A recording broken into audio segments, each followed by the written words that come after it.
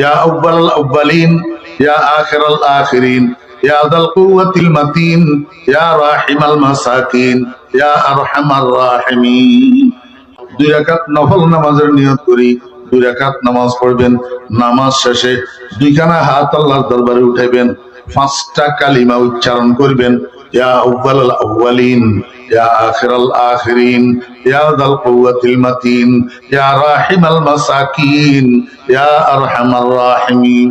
এই 5টা কালিমা উচ্চারণ করি আল্লাহর কাছে যেই দোয়া করবেন সেই দোয়া আল্লাহ পাক কবুল করবেন। যেই কোনো হাজত পেশ করবেন আল্লাহ পাক হাজত পুরা করে দিবে। আল্লাহু আকবার। মনে রাখবেন, যেই 5টা বাক্যের কথা বললাম, 5টা কালিমা আলেমদের থেকে প্রয়োজনে বাংলা উচ্চারণে লিখে নিবেন, লিখে মুখস্থ করবেন। ইয়া আউয়ালাল আউয়ালিন ইয়া আখিরাল আখিরিন ইয়া যাল কুওয়াতিল মাতিন ইয়া রাহিমাল মাসাকিন ইয়া আরহামার রাহিমিন। কয়টা কালিমা?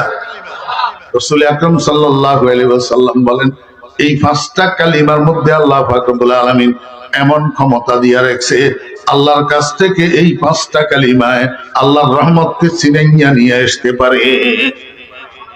আল্লাহু আকবার।